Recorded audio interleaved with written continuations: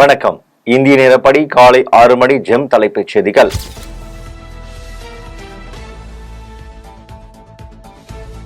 கள்ளக்குறிச்சி விஷச்சாராய உயிரிழப்பு சம்பவம் தொடர்பாக சிபிஐ விசாரணை நடத்த வேண்டும் என மத்திய நிதியமைச்சர் நிர்மலா சீதாராமன் வலியுறுத்தல். கார்கே ராகுல் காந்தி வாய் திறக்காதது ஏன் என்றும் நிர்மலா சீதாராமன் கேள்வி.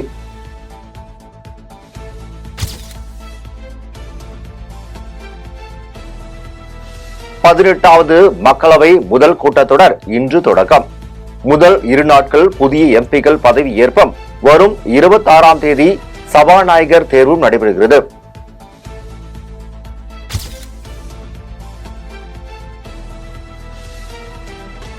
இளநிலை நீட் தேர்வை ரத்து செய்ய வேண்டிய அவசியமில்லை என மத்திய அமைச்சர் தர்மேந்திர பிரதான் தகவல்.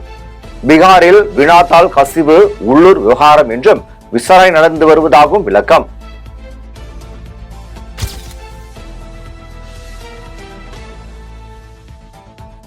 மயிலாடுதுறை மாவட்ட தலைவரான அகோரத்தை பொறுப்பில் இருந்து விலக்கல்.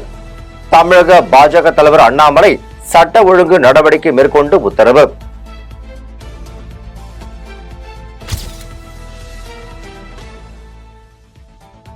இலங்கை கடற்படையால் கைது செய்யப்பட்ட தமிழக மீனவர்களை விடுவிக்க நடவடிக்கை எடுக்க வேண்டும் என்று மத்திய அரசிடம் துரை வைகோ வலியுறுத்தல்.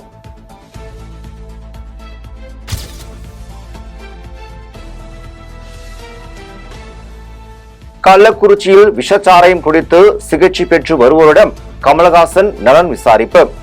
விஷச்சாராயத்தால் பாதிக்கப்பட்டவர்களின் சிகிச்சை விவரங்களை மருத்துவர்களிடம் கேட்டறிந்தார் கமல்.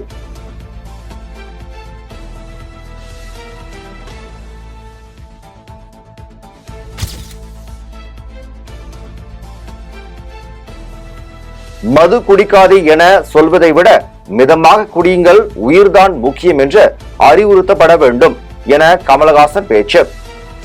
ஆக்சிடென்ட் ஆகுதுன்னு போக்குவரத்தை நிறுத்த முடியாம என்றும் கேள்வி. இந்த தருணத்தில் நம்ம இதை அரசியல் ஆதாயமாகவோ விமர்சனமாகவோ பார்ப்பதை விட நம்ம எல்லாருக்கும் ஒரு கடமை இருக்கு. நான் இப்பதான் அந்த வீட்டில் பேசிட்டு இருக்கும்போது சொல்லிட்டு இருந்தேன், வள்ளுவருடைய பொருள்ல கல்லுண்ணாமை பத்தி இருக்குன்னா அப்போதுல இருந்து இது இருக்குன்னு அர்த்தம். இந்த வியாபாரத்தை, இந்த சாராய வியாபாரத்தை செய்யும் எந்த அரசாக இருந்தாலும் அதிலிருந்து வரும் வருமானத்தில் ஒரு பகுதியை கண்டிப்பாக மனோதத்துவ ரீதியாக இதை ஏன் ஒரு அளவுக்கு மேல் செய்யக்கூடாது என்னும் பாடத்தை மக்களுக்கு எடுத்தாக்க வேண்டும். இப்ப அதுதான் சாலை விபத்து நடக்கிறதுக்காக போக்குவரத்தை நிறுத்த முடியாது, அல்லது வாகன வேகத்தை வெகுவாக குறைக்கவும் முடியாது.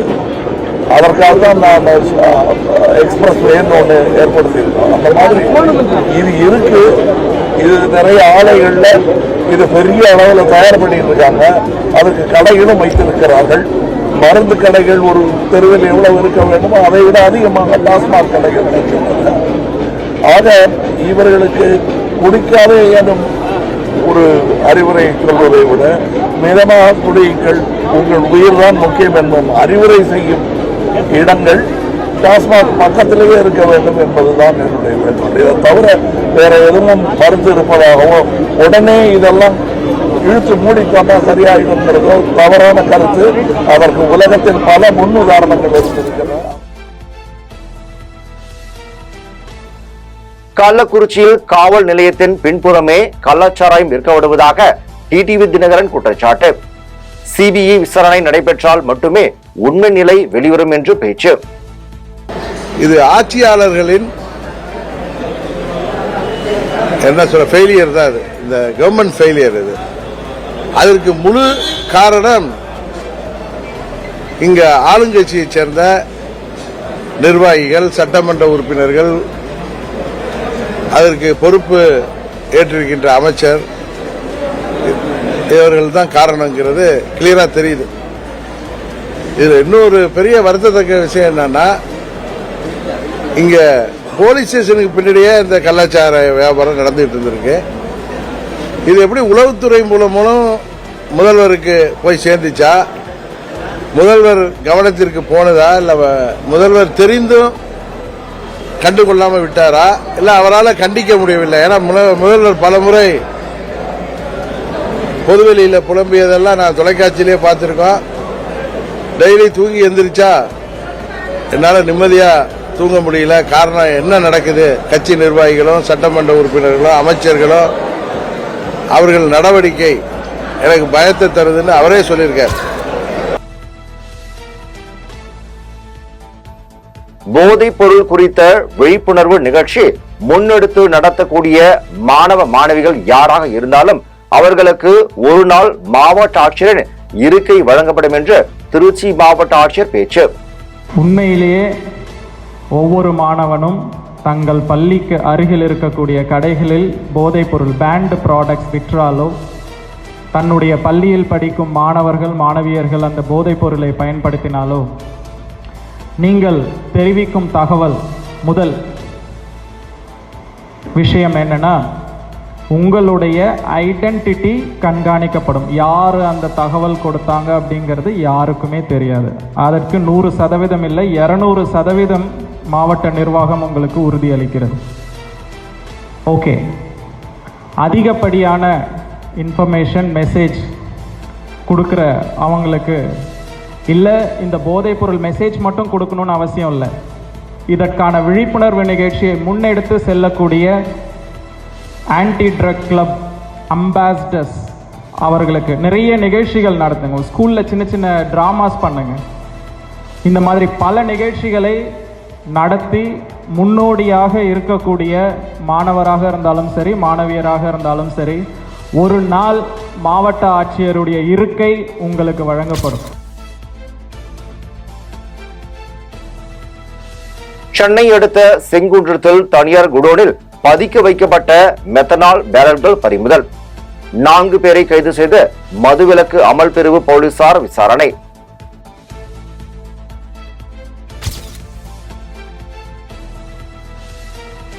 கள்ளக்குறிச்சி விஷசாராய வழக்கின் முக்கிய குற்றவாளி மாதேஷின் புகைப்படம் வெளியானது. 19 வயதே ஆன மாதேஷின் பணம் ஈட்டும் ஆசையால் விளைந்த விபரீதம்.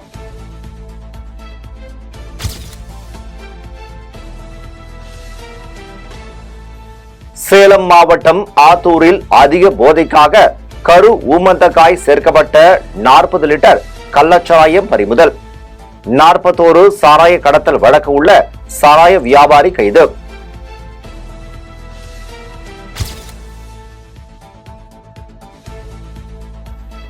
தமிழக வெற்றி கழகம் சார்பில் நடத்தப்படும் 2ஆம் ஆண்டு கல்வி விருது விழாவிற்கு மாணவர்களுக்கு அடையாள அட்டை வழங்கும் பணி தொடக்கம்.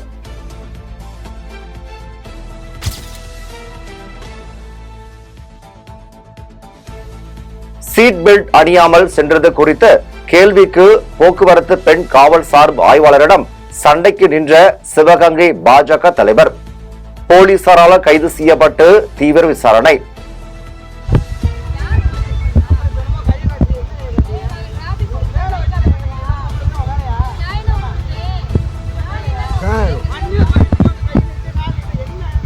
மறைச்சு செக் பண்ண தானே வேணும். உங்களை மறைச்சு தான் செக் பண்றான். சீட் பெல்ட் போடல, மரியாதையா பேசுங்க சார். மனிதனுக்கு மரியாதை கொடுங்க, மனிதனுக்கு மரியாதை கொடுங்க சார். நீங்க முதல்ல என்ன செக் பண்றீங்க? நகர தலைவர் இருங்க, இருங்க. அதுக்கு என்ன செக் பண்றீங்க? என்ன செய்வீங்க? என்ன செக் பண்றீங்க? என்ன யாராருங்க? யாராருங்க சார்? யாராருங்க? அதோட வேற வந்து என்ன யாராருங்க?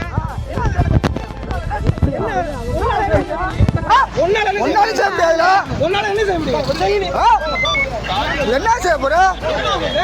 என்ன ஒரு மரியாதை கிடையாது. மனுஷனா நீ? மனுஷனா நீ? மனிதனா? இருக்கு இருக்க காமிக்கிறவா? இருக்கு காமிக்கிறவா சார்? எல்லாரும் உள்ளூர்காரங்க, எல்லாரும் உள்ளூர்காரங்க. தெரியுதா? என்ன செய்ய போற? என்ன செய்ய போற? இல்ல இப்ப ஊர்காரன் தெரியுதா? நீட் தேர்வில் முறைகேட்டில் ஈடுபட்டதாக 63 மாணவர்களுக்கு தேசிய முகமை தடை. பீகாரை சேர்ந்த 17 மாணவர்களும் குஜராத்தை சேர்ந்த 30 மாணவர்களுக்கு தடை விதிப்பு.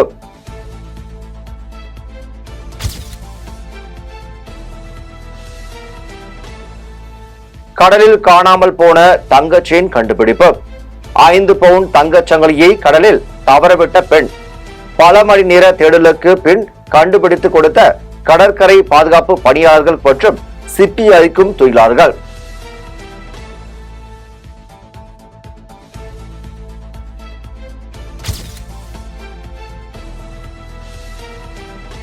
திருச்செந்தூர் அருகே முக்காணி சாலையோரத்தில் அடுத்தடுத்து இருந்த 2 குடிநீர் குழாய்களில் தண்ணீர் பிடித்து கொண்டிருந்தவர்கள் மீது அதிவேகமாக வந்த கார் மோதியதில் 3 பெண்கள் சம்பவ இடத்திலேயே உயிரிழப்பு.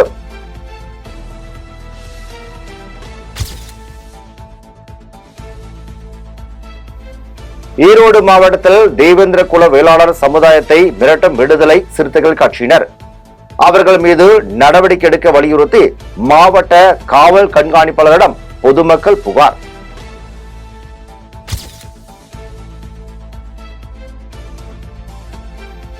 சென்னையில் சாலையில் சென்று கொண்டிருக்கும் போதே திடீரென பற்றிய தீயால் கொழுந்துவிட்டு எரிந்த கார்.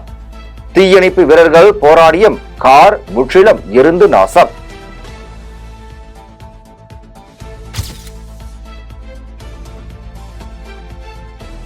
கோவையில் வீட்டை விட்டு வெளியே வந்த நபரை ஆக்ரோஷமாக துரத்திய காட்டு யானை. வீதியில் வீட்டின் உள்ள தெருத்து ஓடிய தம்பதியினர்.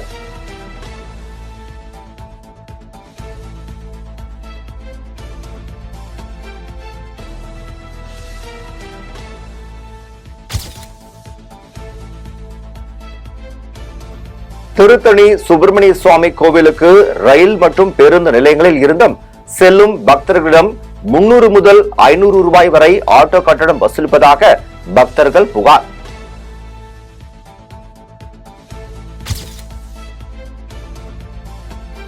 கேரளாவின் கொச்சியில் சிக்னல் கம்பத்தில் மோதிய தனியார் பேருந்து ஒன்று அவ்வழியாக சென்ற 2 வீலர் மீது மோதி சாலையில் கவிழ்ந்தது.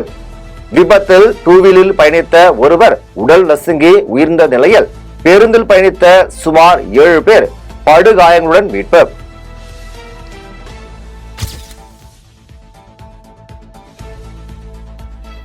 புனேவில் உயரமான மாடியில் இருந்து தொங்கியும் காப்பாற்றுவது போல் கையை பிடித்த ரீல்ஸ் எடுத்த இளஞ்சோடி கைது.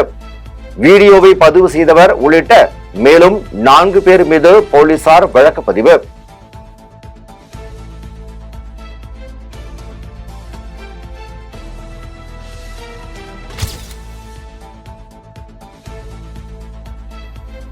நாட்டின் 2வது மிகப்பெரிய பணக்காரரான கௌதம் அதானி கடந்த நிதியாண்டில் 9 கோடியே 26 லட்சம் ரூபாய் ஊதியம் பெற்றதாக தகவல்.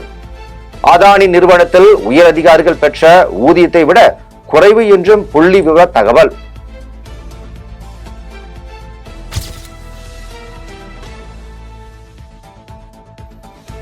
எலான் மாஸ்கின் குழந்தைகளின் எண்ணிக்கை 11ஆக உயர்வு.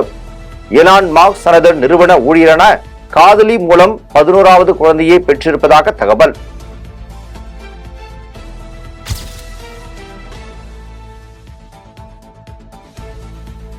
நீட் மற்றும் நெட் தேர்வு முறைகேடு புகார்களை தொடர்ந்து தேசிய தேர்வு முகமையின் தலைவர் மாற்றம்.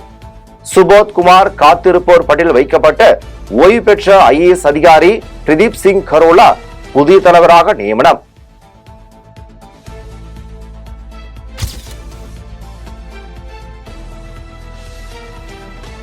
இஸ்லாமிய பெண்கள் பொதுவெளியில் ஹிஜாப் அணிந்து வருவதற்கு தஜிகிஸ்தான் அரசு தடை.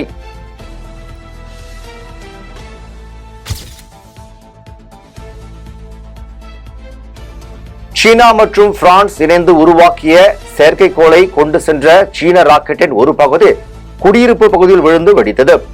ஷிஷாங் ஏவுதளத்தில் இருந்து ஏவப்பட்ட ராக்கெட்டின் பாகம் இருந்த போது அலறடித்து சாலையில் ஓடிய மக்கள்.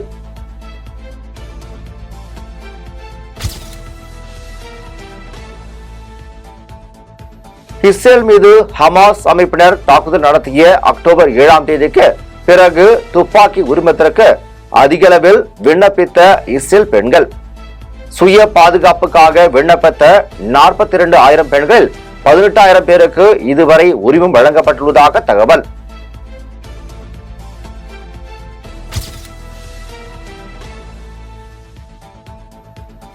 அமெரிக்காவில் வனப்பகுதியில் மாயமான கழுதை 5 ஆண்டுகளுக்கு பின்பு கண்டுபிடிப்பு. காட்டு மான் கூட்டத்தோடு ஐக்கியமான கழுதையை வீடியோ மூலம் அடையாளம் கண்ட உரிமையாளர்கள்.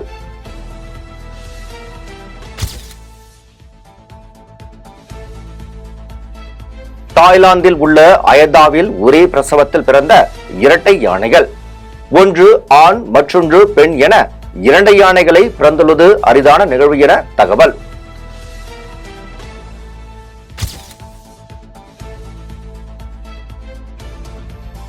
அரபிக்கடலில் 3 மீட்டர் உயரத்தில் அலை எழும் என எச்சரிக்கை.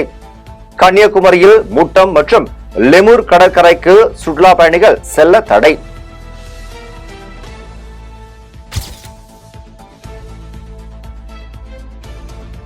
T20 உலகக்கோப்பை தொடரில் 2 முறை ஹாட்ரிக் விக்கெட்டுகளை வீழ்த்தி ஆஸ்திரேலிய வீரர் பேட் கம்மின் சாதனை.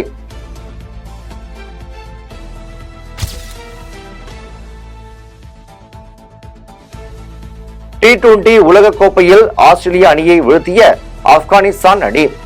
வரலாற்று வெற்றியை கொண்டாட ஆப்கானிஸ்தானின் கோஸ்ட் மாகாணத்தில் அதிக அளவில் குவிந்த கிரிக்கெட் ரசிகர்கள்.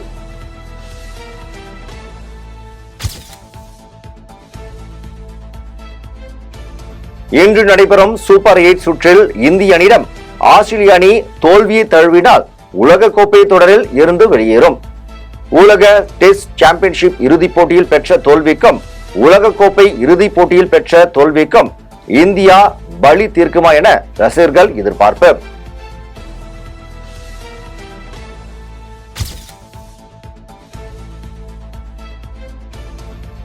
ரோமேனியாவின் டிரான்சிஸ்வேனியா சர்வதேச திரைப்பட விழாவில் தேர்வானது இயக்குனர் ராமின் 7 கடல் 7 மலை.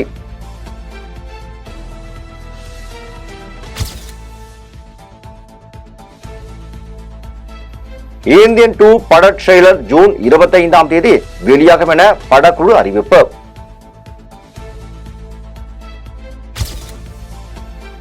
இத்துடன் ஜெம் செய்திகள் நிறைவடைகின்றன. மீண்டும் ஜெம் செய்திகள் காலை 8:30 மணிக்கு. உடனுக்குடன் செய்திகளை காண GemLive.tv என்ற இணையதளத்தில் இணைந்திருங்கள். நன்றி, வணக்கம்.